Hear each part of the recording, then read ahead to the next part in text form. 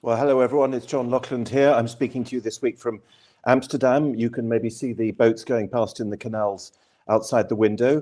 I'm delighted to be joined as usual by Peter Lavelle from Moscow, by Jeremy Nell from Cape Town, and by our guest this week, Ali Rizk, who is currently in the south of France, in Lourdes. Ali and all our listeners, I tweeted this morning, I posted on X this morning a Guardian article, and I said, what level of gaslighting or cognitive dissonance does it take to write this headline? And the headline was 104 people killed overnight in Gaza as the ceasefire looks increasingly fragile. We booked you in, Ali, long before last night's events, but I suspect you probably saw this coming. Did you? I did see this coming, yes, but again, I think that the Trump administration, not for humanitarian reasons, but I think for other factors, really is intent on not having the situation explode to go back to what it was before. We saw how he sent J.D. Vance, Marco Rubio, basically every single top American official you could think of was sent to the Palestinian occupied territories in order to save this ceasefire from Netanyahu's potential sabotage, or from the Netanyahu government's potential sabotage. So I did see this coming. I think that the Israelis see that they've gotten away with so much that they can get away with it this time as well. But I think, again, that Trump has simply invested too much in this particular agreement. You recall that he met in Sharm el-Sheikh with leaders from even beyond the Middle East, Indonesia, Pakistan, etc. He's invested a lot in these relationships. And by the way, if you look at, in particular, Pakistan and Indonesia, you can see that there's a kind of Chinese angle to what he's doing. In other words, he can't afford to lose these very important Muslim heavyweights. Their ties with China are good to begin with. So should he allow Netanyahu to continue in the way he was, that could lead to losing Indonesia, countries like Indonesia and Pakistan completely. So I think there's also the geopolitical element, the international geopolitical element, which is involved. That being said, you can't rule out completely that Netanyahu won't succeed in sabotaging the ceasefire again, simply because he succeeded so much before. Will he succeed this time? We have to wait and see. I think that I think, Ali, that one indication, I think we all agree on the intent of the Netanyahu government not to see this succeed. And, the evidence of that is not proceeding to the second stage. See, that is really key here. And the Israelis said, we can't go to stage 2 because we still have remains of deceased hostages in Gaza, and this is being drawn out. And so they'll say, well, the line, we don't have a partner there. We don't have a partner for peace. We've heard that all my adult life here. I mean, would that be an indication for you? And also, everyone knows I don't think very highly of this 20-point program at all. You've been on my program. We have talked about it. Okay. It's almost in my mind designed to fail, at least in some ways. But if Trump is really intent, his administration did all the BB sitting, as they call it. If Trump is serious, and the partners that you mentioned that have bought into this, wouldn't you suggest that to internationalize this as quickly as possible? I'm talking about the United Nations Security Council, where you have stakeholders that you're saying, they might say it's not a great deal, but it's better than what was happening before. Would this be an indication in your mind that that the Trump administration is actually serious? What or how highly Trump thinks of the UN. In other words, he doesn't think of the UN highly at all. So I think that would be very, very unlikely that Trump would take a policy or pursue such an approach. I have to disagree somewhat with your characterization that this was designed to fail. I think more accurately, in my humble opinion, it was designed to make Trump look good in terms of having the captive swap. I think okay, both can be at the same time. That was the first thing on Trump's mind, and I think that he's leaving the other issues for time to see what will happen.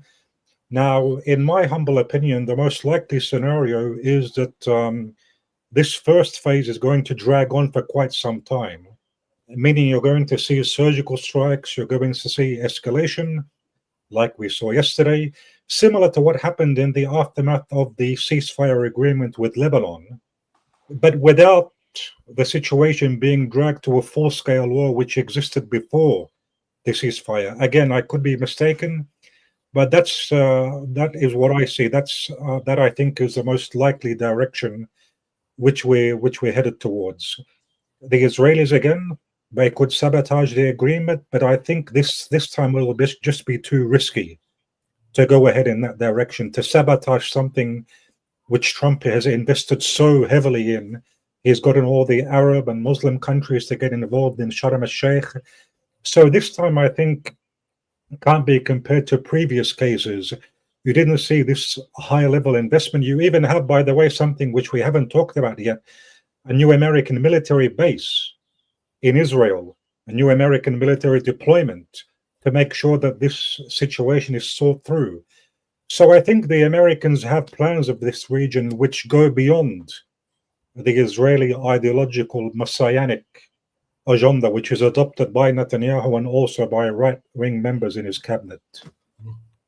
And what are those other plans, Ali? Do they include infrastructure projects, construction projects, investment involving the Gulf states? Is that what you're alluding to? That's one element. Of course, that brings our attention to Jared Kushner. Jared Kushner, of course, is the engineer of these projects which you just mentioned. He spoke about a Riviera. He spoke about how that would be good business, the Gaza coastal region or the Gaza coastal area. And Jared Kushner, as you know, is back in action after being somewhat sidelined, or it appeared to be that he was sidelined or not in the picture. He returned, and it's interesting, when he returned, that's when the ceasefire appeared to achieve some relative success, or it appeared to survive the attempts. So I think that's one element to it. But I think a broader element is the fact that the new Middle East, which Trump is trying to put together, it relies first and foremost, or it relies to a high degree on the partnership with the Turkey. If you notice, during the General Assembly meeting, when Trump met with a number of Muslim and Arab leaders, who was the leader who was sitting next to him? It was Recep Tayyip Erdogan, the Turkish president. Why, out of all those leaders who were present, why was Erdogan given the distinction of sitting next to Donald Trump? I think that was quite significant. And it speaks volumes to the fact that Turkey is in for a major role in the Middle East after the weakening of the axis of resistance, so be it Iran, Hezbollah, etc. We know how much the Americans are relying on the Turks in Syria, and I think they want to also give them a place in Gaza as well. That point, I believe, is going to be, it still is one of contention between the Trump administration and Netanyahu, meaning what role Turkey will play in Gaza and what role Turkey will play in the wider region, because the Israelis view Turkey as a major competitor to Israeli regional domination. And I think at the same time, the Trump administration can't afford to lose a country with the weight of Turkey, to lose it to the Eastern Bloc led by Russia and China. That would be, I think, a major setback for American regional interests. And they also need Turkey first and foremost in order to make up or to replace Iran, to keep Iran contained. They want to further enhance the role of Turkey. Of course, relying only on Israel won't be sufficient enough to contain Iran. That's why they need that partnership. Those were the other elements I was referring to in America's new geopolitical approach towards the Middle East. So in other words, your analysis, which is absolutely fascinating, is that the Trump administration's policy on Israel is practical, is based in geopolitical calculations financial, economic, commercial, and also geopolitical. In other words, it's not an ideological policy, as one might have thought. Is that your view, Ali? Not exactly. I think that there is a certain faction in the Trump administration which might view it as practical or pragmatic. But I think, no, you have quite a few players who see Israel as the good guy, the natural, ideological ally. Marco Rubio, by the way, the American Secretary of State, he's one of them. And Marco Rubio, as we can see, given what's happening with Venezuela, his role appears to be increasing in importance in the Trump administration. Mike Huckabee is another figure who supports Israel very much from an ideological perspective. Now, I think that Steve Witkoff, J.D. Vance, they might view it differently. They might view it as being a pragmatic or one to serve the interests. So I think, no, we can't describe or say that the American ties or the support for Israel stems only from pragmatic and interest-based considerations. Now, I think there is an ideological component which is involved, but I think that the Americans can only afford to support Israel so far, particularly the ideological element, because that is going to damage American partnerships with other countries, which are major partnerships. I mentioned Turkey, you can also refer to others, but I think that Turkey in particular is a very important case. And what also has interested me of late is the enhancing ties between the United States or the Trump administration and Pakistan. Yes. What caught my attention was when the Pakistani prime minister, who was standing behind Trump in Sharm el-Sheikh, if you recall, Trump called on him to say a few words. Sure. And there was these very kind gestures which were made, which were unusual coming for a country like Pakistan, to be honest. So these, I think, are all factors which we have to bear in mind when we want to look at the American approach towards the region and how America's strategy in the Middle East, it's a major element of it is the alliance with Israel, but there are other factors as well besides that alliance with Israel. So Ali, sorry, go ahead, Jam. Yeah. Well, yeah, I mean, why does the United States see Israel as an ally? Because an ally, by extension, means that there's an enemy. That's a very good question. I myself am puzzled as to why the Americans see the Israelis as an ally. If you go back to the Cold War, there was somewhat logic in the approach, because back then you had Abdel Nasser and the allies who were allies of the Soviet Union. Israel was an ally of America, so they saw it through the Cold War lens. Now, that might not be the very best, the most logical, sensible approach, but at least it's understandable. Now, I think it's not even understandable why the Americans... Ali, you could add to that. I agree with you. Israel had its utility during the Cold War, but if we look at the Yom Kippur, I mean, Israelis were holding the line pretty well themselves. I mean, obviously the Americans came in and helped, but they had up until that point had really prided themselves in being able to take on all comers virtually by themselves. Now there is total dependency on the United States. That has changed, and so how do you track the now being totally dependent? Before that, they were more self-sufficient. But the relationship flipped. It's inexplicable in many ways. And that's why John's point is really much to the point, because ideology. I think ideology is one factor, but ever since Israel was founded, and maybe even before that, they've been building influence, the pro-Israeli voices in Washington, their financial clout, etc. They've only grown more powerful. So I think that goes a long way in explaining why, despite the fact that they rely on the Americans increasingly, at the same time the Americans bow down or submit to the Israeli demands because of how much they've built their own empire. AIPAC and also other figures. Mind you, however, that does appear to be changing. I think there are genuine fears in the United States, from Israel, that clout is weakening because it's no longer just about AIPAC. People are getting their information from elsewhere, from social media, TikTok, and I'm sure you're aware of what's happening with TikTok. Benjamin Netanyahu now was there trying to sell TikTok to some pro-Israeli voices. Now we're also hearing that even amongst certain Christian conservatives, that there are questions being asked. These are major, major developments. People like Tucker Carlson, Marjorie Taylor Greene, and others.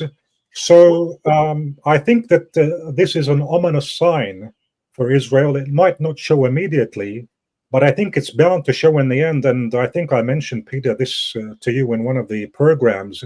This was a factor which pushed Trump to go ahead and pursue the ceasefire.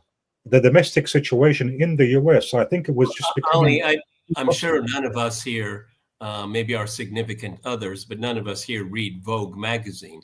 But something was announced recently. Miss Rachel, and if you don't know who she is, I didn't know because I'm not a father of children, but as she is in the English-speaking world, she is by far, she has no peer, I would say, in popularity with young families because she does little videos with songs for children, and she has a mega following. You think Tucker Carlson has a big following? This woman is multiples of him, multiples, with billions of hits. She's the Woman of the Year from Vogue magazine. And she's not overtly political, but she took on a double amputee child from Gaza and was part of her rehabilitation in the United States. It is wildly popular. People are focused in on that. She doesn't, I don't think she's ever said the word Hamas in her life, okay? She talks about children. And that is how, I'm shocked by that, okay? And, you know, you all of us have been following these issues for a very long time. But if someone would have told me 3 years ago that this woman that is exclusively focused on children embraces Palestinian children, not the Palestinian cause, Palestinian children, it's an earthquake. It's an earthquake. Indeed. I did come across the name, by the way. I'm not up to date on the details as you are, but I did come across I only learned about it today, so I'm not trying to be a smarty pants here. No. And as you mentioned, even if embracing Palestinian children, not Palestinian resistance, that in itself is no trivial development. I think it's something which is major. I think that before, if you look at the Israeli narrative, remember what Yoav Galant said at the beginning of the war. He spoke about the people of Gaza as being human animals. Look at now what you're just mentioning about the fact that these are human beings who are dying, children. So that clearly shows you that the Israeli narrative has been completely, cancelled out or completely countered. It's collapsed. The Israeli narrative hasn't made any inroads, if you would like, in American society. And that's a major defeat for the Israeli side. Even if you look at how they tried to compare Hamas at the beginning to ISIS, that's also, I think, a narrative which isn't believed. In the university protests in the United States, you've seen the flags for Hamas and flags for Hezbollah, for that matter. So what is going on, I think, is quite significant. And I think that could be the biggest threat to Israel, more than Iran, more than the resistance. That is the major threat. The decline. The example of Zohran Mamdani, the mayoral candidate in New York City. They've thrown everything they possibly could at him. I mean, it's probably the most racist campaign in my lifetime. It is shocking how racist it is. And it's coming from the left, or liberals, I should put it that way, and many Trump influencers. But the fact of the matter is, gentlemen, New York City is the second largest Jewish city in the world, and the majority of Jews are going to vote for this guy. Their narrative is completely collapsed. Okay, but then if we don't know quite why America sees Israel as its ally, what kind of ally does America see Israel as? Is it an ideological ally? Is it a religious ally? Is it an economic ally?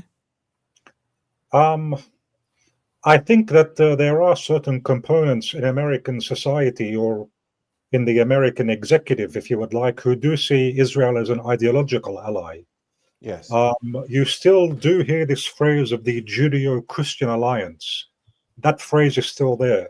So that's one element. The other element, as I said, is the fact that they've bought the United States. The United States political system, as you probably know more than I do, it's based on money, financial power. And I think it was the congresswoman of the Somali descent, I forgot, Ilhan Omar, who said it's the Benjamin's baby once again, Yep. if you recall that phrase. Yep. Indeed, I think that's quite accurate.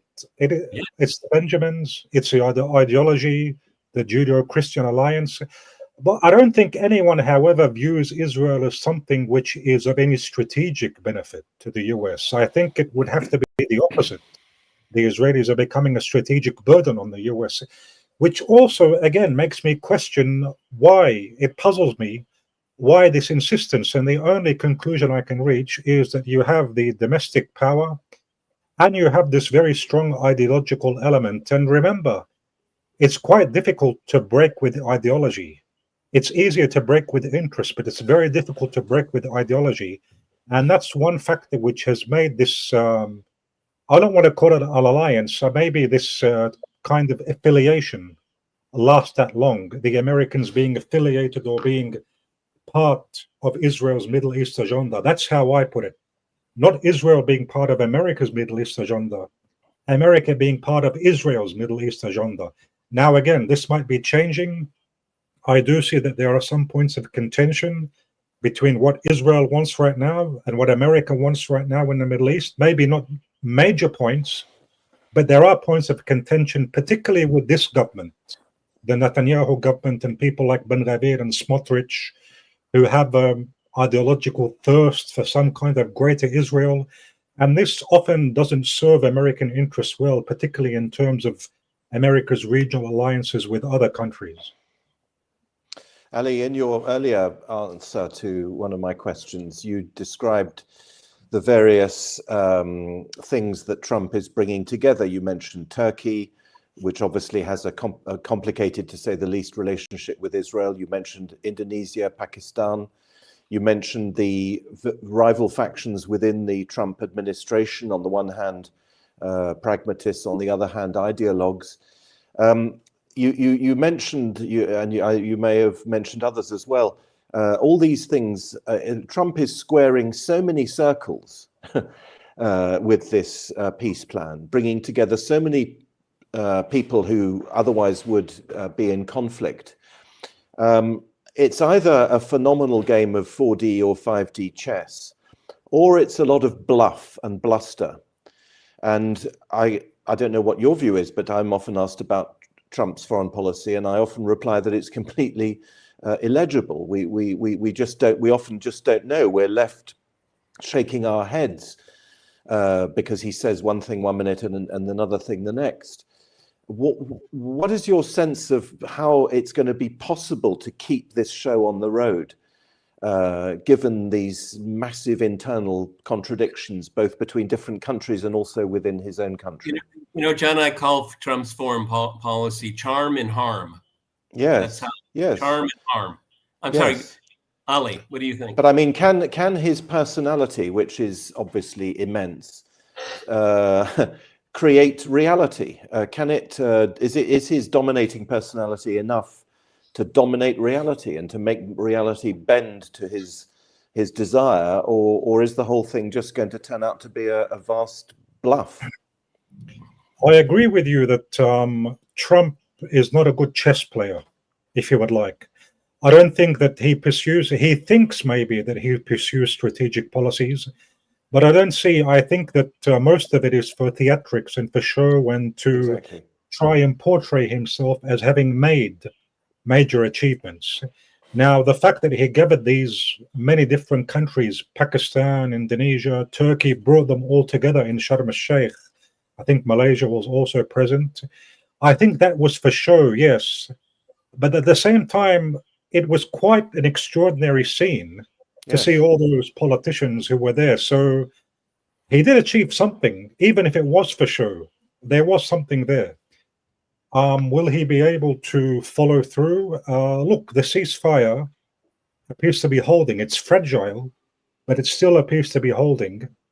And so I think that because he's invested so much, I go back to my previous point, it might just last, but with these continued Israeli attacks, as we saw yesterday, I think there's going to be more of that, a very similar situation to what we witnessed in Lebanon.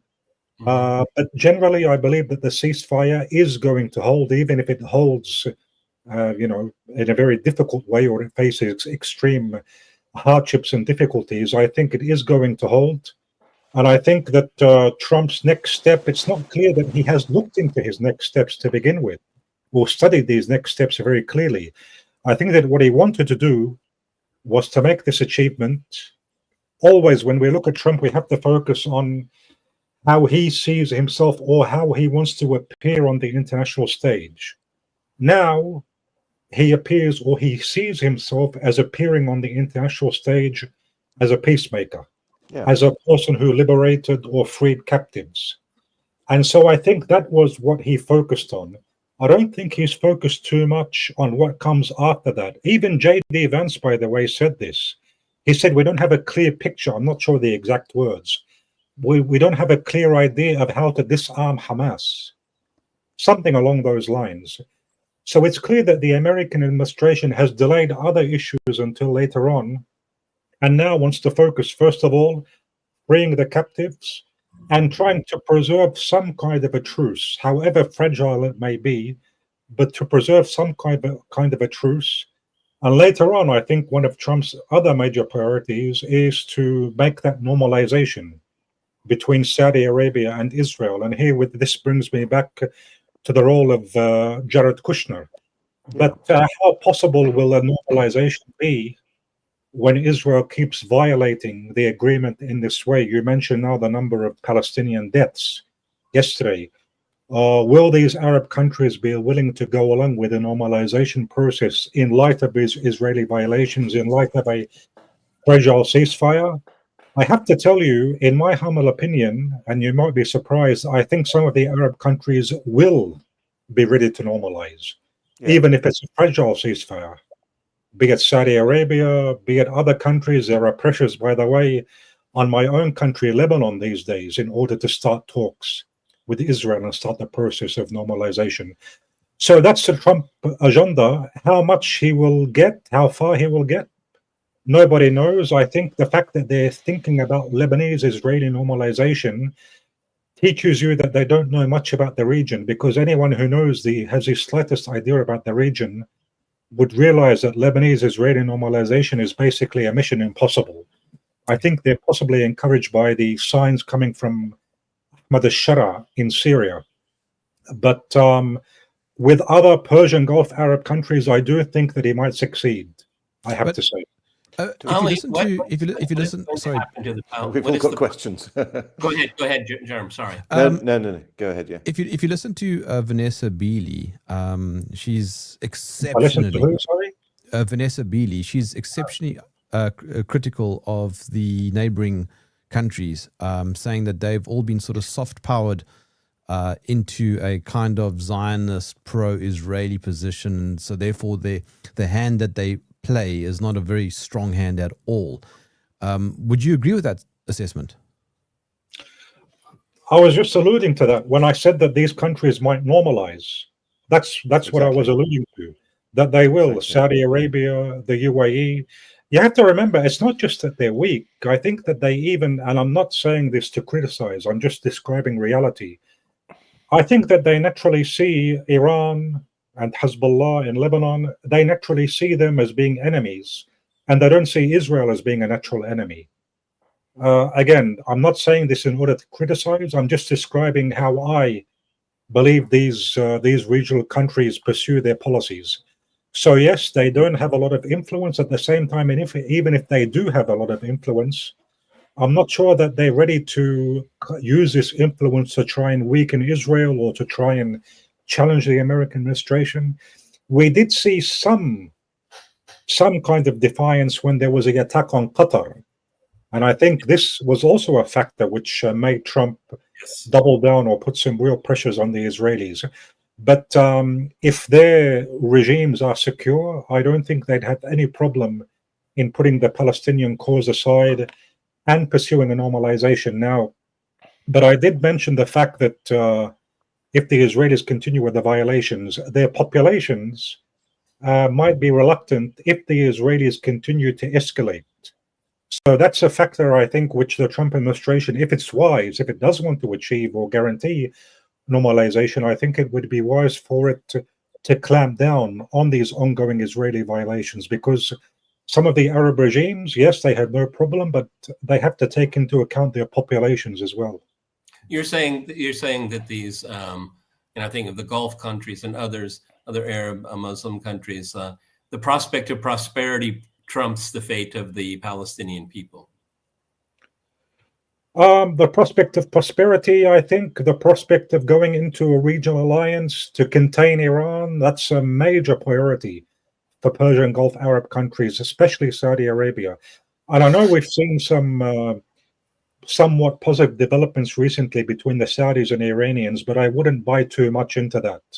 I still think that the Saudis want Iran to be contained, and they'll pursue the agenda which serves that purpose. But they do also have to take into account the perspective of their populations. And I think another reason why Trump wanted this ceasefire was that would make it more possible to realize that greater dream of achieving normalization between Saudi Arabia and Israel, the custodian of the two holy sites, with the so-called Jewish state.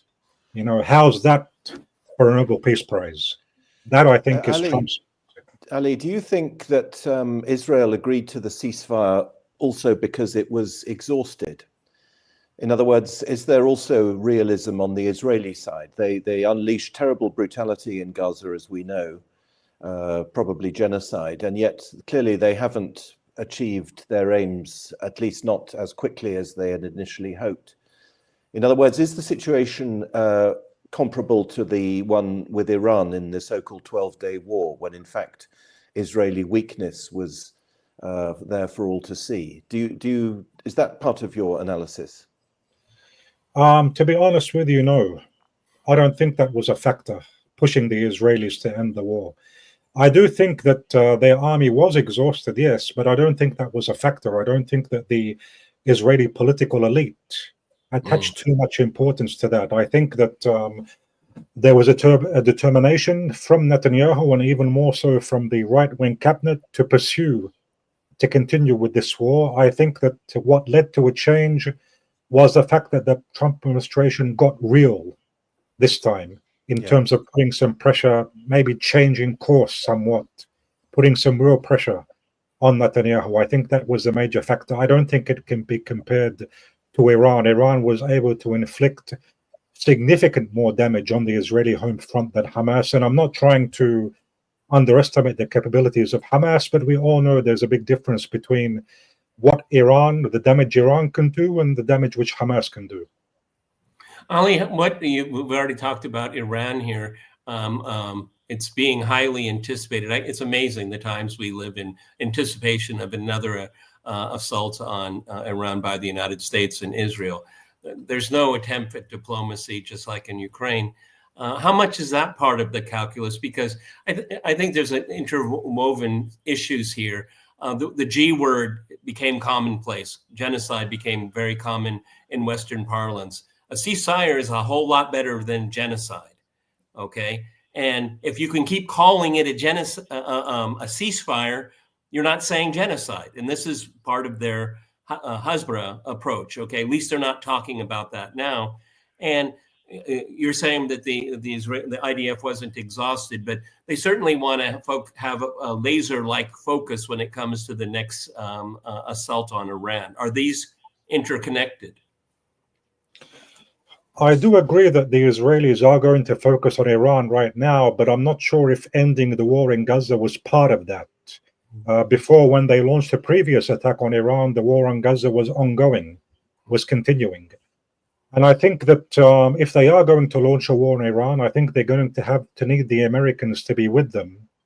And so, again, if you rely on the Americans, I think you can still keep that war on Gaza ongoing and continue at the same time with American help to carry out military operations against Iran.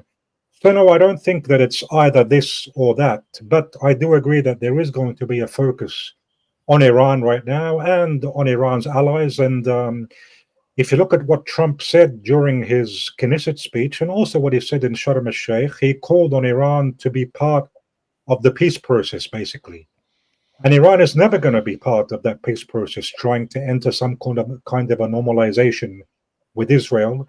And that significantly increases the likelihood of there being a round two of confrontation against Iran. I'm not saying that's inevitable, but judging from Trump's statements and also judging from the fact that Rubio appears to be a rising star in the Trump administration, Yes. that appears to be a very, very likely scenario, unfortunately. Yes, I mean, Marco Rubio, many in my community mocked Marco Rubio as maybe the foreign minister for the Western Hemisphere. He's certainly that today, but he is certainly, it appears to have Trump's ear when it comes to Israel, Palestine. When it comes to Ukraine, he's the one that had the phone call that eventually had Trump withdraw from a summit with Putin. So, yes, it seems like Marco Rubio is finally risen to the occasion. I don't know. And being National Security Council advisor at the same time doesn't hurt. Yep. I'm sure you all noticed how highly he's been speaking of Rubio. He was saying this is the best Secretary of State since Henry Kissinger. By the way, Kissinger also was Secretary of State and National Security Advisor. So there's very interesting similarities. If we are up against a Rubio administration instead of a Trump administration, I think we're in for some very, very difficult times. And the indicators aren't good, to say the least. I hope I'm mistaken. But judging from the way Trump has approached the Middle East, as you mentioned, Ukraine, Venezuela, things don't appear to be looking well. And this brought me back to what happened when it was on the eve of round 6 of the talks with Iran, if I'm not mistaken, when the Trump administration, or when Israel launched its attacks. Now, Trump took a 180 from wanting talks with Iran and then immediately adopted Israel's approach, which makes me wonder, does Rubio's influence, is it not that much of a new phenomenon? Meaning, does it go back to then? Did Rubio have Trump's ear back then? Was he quietly behind the scenes? Because everybody used to say that, look, Trump is sending Witkoff. Oh, Rubio is just there for show. I think behind the scenes, he's possibly exerted quite a lot of influence, even before many of us noticed. Ali, Netanyahu is not going to live forever. So what happens after him? Well, look, I think that the Israelis are shifting more and more to the right. So even if Netanyahu doesn't live forever, you're going to have another right-wing figure coming, be it Naftali Bennett, be it Ben Gvir. Imagine that, for example. So I think that whoever is going to lead Israel is going to be a right-wing controversial figure. And so he's just a placeholder. He's just a placeholder, Netanyahu. Yeah. I think that we should, with all due respect, Jeremy, I really, when it comes to Zionism, it doesn't have the figurehead. In the case of Israel, the prime minister, I think it's the Zionist project. Will that change with the passage of Netanyahu? And I don't think it will. Okay, because focusing on these individuals, Norman Finkelstein, I think, is absolutely right. This is not a state project. This is a national project. This is supported by the Israeli people in huge numbers. This agenda, what has been played out in Gaza, and the whole Greater Israel project. Netanyahu, because he spent a lot of time in the United States, he speaks colloquial American English, he knows jokes, he watched Saturday Night Live, it kind of lulled us into that, but it doesn't change. When almost all these other leaders, they have a very heavy Israeli accent, and we'll get used to that, but the message won't change. Look, I agree that it's a Zionist project, but let me give you the following analogy. ISIS and Al-Qaeda, two Salafi jihadi organizations. One, ISIS, it pursues sheer brutality in order to get the caliphate. It's in a hurry to get the caliphate. Another one, Al-Qaeda, it's more pragmatic. It tries to build support, and then from there it pursues the caliphate. I think that that's the difference between the so-called left-wing Zionists and the right-wing Zionists. The right-wing Zionists are the equivalent of ISIS. The left-wing Zionists are the equivalent of Al-Qaeda. So the right-wing, they want to get the greater Israel at any cost possible, sheer brutality. They don't care for their reputation if it's stained or not. The left-wing, no, more like Al-Qaeda. Let's integrate within the region. Let's show some good face, get some support, and let's pursue the greater Israeli project, but in a more piecemeal fashion, a more step-by-step, gradual approach. The problem for Israel with the fact that the former is now rising is that makes it speeds up the process of Israel's demise, in my opinion. The more brutal Israel appears to be in the eyes of the world, the more it loses legitimacy in the eyes of the world, the more it becomes costly for even for its major ally, the US, to continue to support it. So Israel's shift to the right, it's bad news for the Palestinians and for the Arab and Muslim world, yes, but it's even worse news for the Israelis themselves, because it's only going to speed up the process of Israel's eventual collapse. And possible civil war, even within Israel itself. That's also, I think, a possibility, although I believe that you're seeing a huge waves of migration. So basically, you're left with a right-wing fascist entity. And for how long can you continue to support that? Well, as I pointed out, I mean, look at the New York mayor election. I mean, if that doesn't tell you something, when you have the majority of New York Jews who are going to vote for immigrant Muslim. I mean, that's an extraordinary. I mean, that's like a Netflix series that would be rejected as being so absurd, but it's happening. And I'm agreeing with you, Ali, because the narrative, the reality of Zionism is so untenable for anyone outside of that ideological bubble. It's just completely alien to the rest of the rest of the world. So these internal contradictions will just continue. And the economic health of Israel is not very well going through all of this. It's really interesting. You have these Zionist billionaires in the United States buying up all of these assets, but money has been drained out of Israel. It hasn't been pouring in, and that's what its lifeline is. The tech sector and whatnot. So they face enormous challenges. But ideology, as we've been watching, trumps everything here. Trump thinks that money will solve everything. Yeah. But the Israelis say, well, they'll take the money, but it keeps their ideological project alive. Indeed, yes. And again, Trump thinks that money solves everything, but there are many in his administration who share that ideology. And I mentioned to you Rubio and Mike Huckabee, and I think that they're exerting an outsized influence on Trump's approach. I'm not sure that Trump by the way, I'm not sure how much he understands these issues about ideology and the Zionist ideological project. Or anything. Or anything, maybe. Except he got himself elected twice, okay?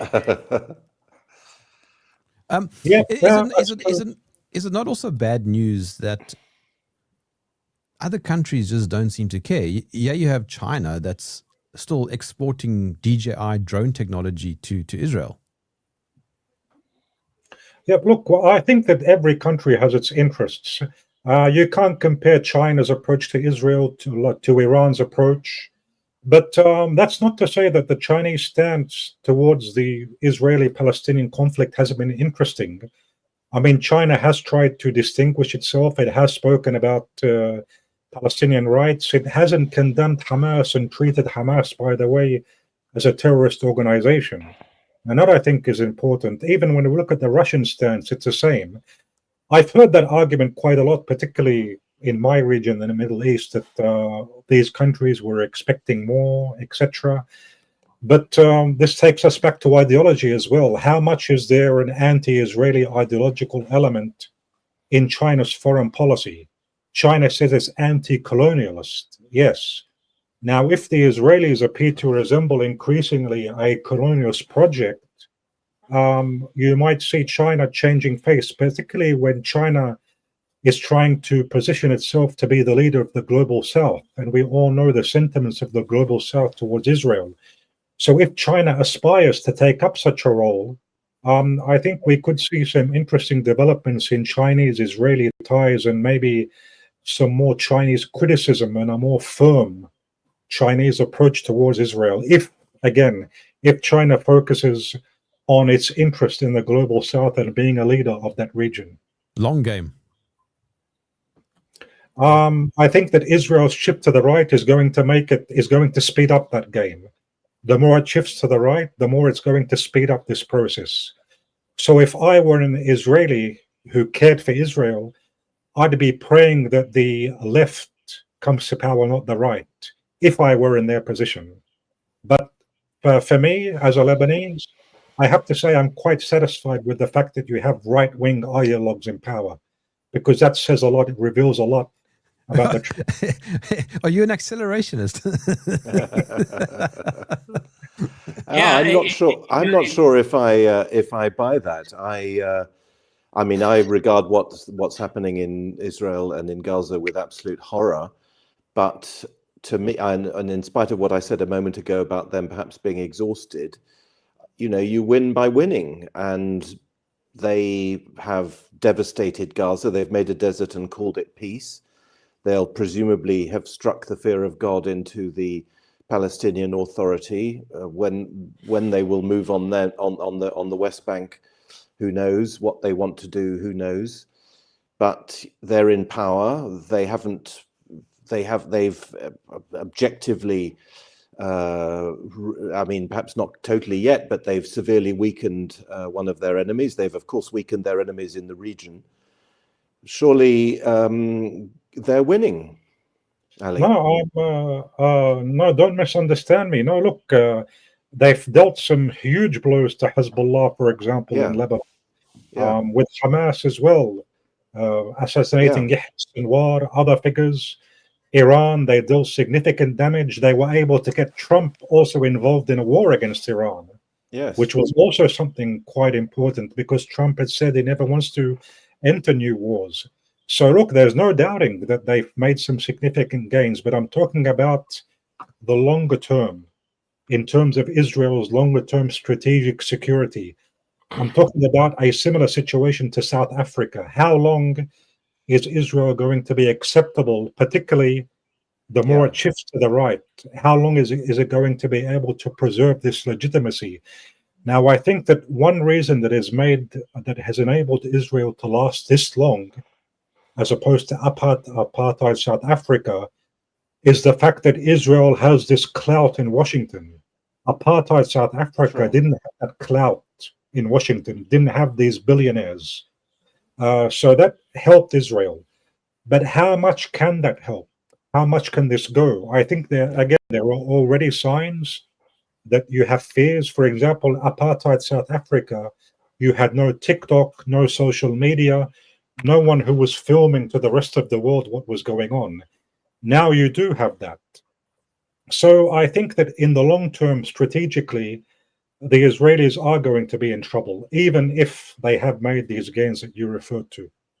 Ali, it's kind of a controversial thesis because of its consequences, but the October 7th attack, its strategic goal was to, number one, highlight the plight of the Palestinians, which that certainly succeeded. And it was to highlight Israel's apartheid regime and its extreme shift to the right. And because Jerm mentioned it, I mean, are you an accelerator? And this is what has happened. I mean, as an outsider looking in, it's not for me to tell the Palestinian people what they should and should not do. But that attack, as horrific as it was for all concerned, it has actually succeeded in a very kind of awful way to highlight and engendered awareness around the world of what's going on in Palestine. I mean, the costs have been enormous, almost unimaginable to even consider. but it succeeded. But was the strategic goal not also to torpedo the rapprochement with Saudi Arabia? Also. Well, on that last point, John, I mean, that's an idea which has been promoted not by the Palestinians. They don't say that that was one of the goals. No. They say that it was to shed light mainly on the plight of the Palestinians. Now, in terms of that, it succeeded yet, but look at the cost. Yeah. The cost has been enormous. Now, I like to give the comparison, and I'm not trying to strike similarities between Hamas and Al-Qaeda, but I can't help but look at how the situation unfolded back then. On September 11, you had the neocons in power, Dick Cheney, Wolfowitz, Rumsfeld. Al-Qaeda, now I know some people might dispute that. Was it an inside job? Let's put that argument aside for a second. Let's assume that Al-Qaeda did commit those attacks. Ideologues, Bush, Cheney, they launched a war in the whole region, a crusade war in the region. The exact same thing happened now. Hamas launched this attack. Ideologues in power in Israel, Ben Gvir, Smotrich, they unleashed their full force on the region. Now, how wise is it to carry out such attacks when you have ideologues in power? I think that's a debatable point. Some people will say that isn't the best time. You couldn't have picked the worst people to launch attacks at a time where you have these people in power. Some people would argue no. The best way to reveal the true colors is to launch an attack while you have such people in power. So, that's a debatable point. I've even heard people in Lebanon debate this point. How wise was it indeed? But in terms of shedding light on the plight of the Palestinians, you have to say it succeeded. Who would have thought that we would see protests in American universities with people carrying flags of Hamas and Hezbollah, two organizations designated as terrorists in the West, but at the same time their flags being raised and these chants being said. It's very interesting, Ali. I'm sure you know of, if not know in person, Norman Finkelstein, probably the singular scholar that devoted his entire life, academic life, as truncated as it was because of his views. He had given up. He started writing about wokeism and stuff like that. His last book on Palestine, I'm making up the numbers now, but it sold like 400 copies, and he bought 150 of them himself to give away. And after this horrific new iteration of this conflict was initiated, it went to press and it went out of print. Okay, I mean, what I'm just saying is that I'm agreeing with you profusely, because it was a forgotten cause. It was the first iteration of Jared Kushner, a new Palestine without Palestinians. That was the argument then. And look what's happened since then. I mean, it's one of the most earth-shaking events of my lifetime, and to see the level of consciousness and awareness. I have people talking about what's going on in Gaza that they knew nothing 3 years. They didn't even know it existed. And now they're passionate about it. Indeed, it's being seen, I think, as a cause of justice, where they can draw commonalities with Black Lives Matter. Basically, any cause you can think of Even now. My generation, Vietnam War. Yes, yeah, very much. It's becoming synonymous with all of those other causes. So yes, I have to agree with you. It's becoming a major international issue, more and more identification. And I think that an important point to be made here is that for the first time, and you mentioned Namadani on more than one occasion, for the first time it appears that supporting Israel comes with a cost election-wise in America, just like not supporting Israel comes with a cost. That is a major, major new development which we're seeing. Well, before, if you're not sufficiently supportive of Israel, that was going to cost you. Well, that's now, true. If you're supportive of Israel, that appears to be costly as well. And that's why, again, brings me back to why Trump wants the ceasefire. That's also, I think, a consideration. according to what we heard as well, I'm not sure how true it is, but one of the reasons why Kamala Harris lost was because of her administration's policy towards the Palestinian-Israeli conflict. So I think that we have some very, very important changes. That's why I keep emphasizing, notwithstanding what Israel has achieved, I'm not denying that, but in the longer term strategic perspective, I think Israel does have a lot to worry about. Well, your point is well taken with regards to not supporting Israel. I'm South African, and as you know, South Africa took Israel to court. The only country that did that, and that has severed, various relations, particularly with the US. It hasn't made life easier, that's for sure. That's for sure. Indeed, and how many allies is the United States willing to lose just for the sake of Israel? How important is Israel for the US? Now, unfortunately, I think that one of the reasons which has allowed America to preserve its support in the way it has is the fact that there hasn't been that significant of a backlash from its Arab regional allies, Egypt, Saudi Arabia, the UAE, etc.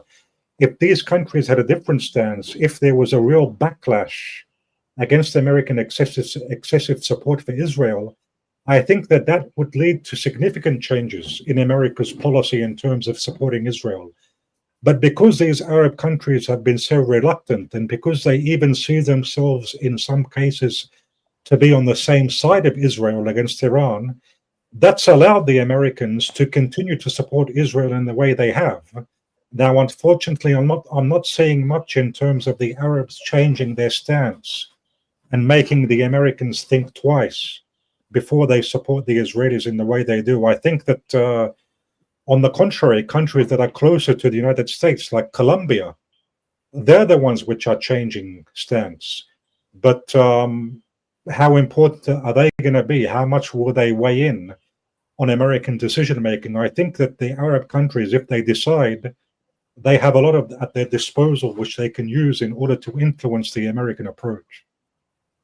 But that's exactly what's not happening, and that's really the conclusion, isn't it? Because on the contrary, but it's been pointed out, John, there may be a cost for doing that, and that maybe we have to wait and see if they're going to have to pay a cost for that. Indeed. Well, Ali, it's been absolutely fascinating listening to you. I told you my secret weapon is Rizk. A devastating weapon. Thank you very much indeed, Ali, for giving us your time, and I hope you enjoy the rest of your stay in Lourdes. Thank you. Thanks for being with us. Thanks for everyone for listening. See you at the same time next week. Bye, Jerm. Bye, Peter. Bye-bye.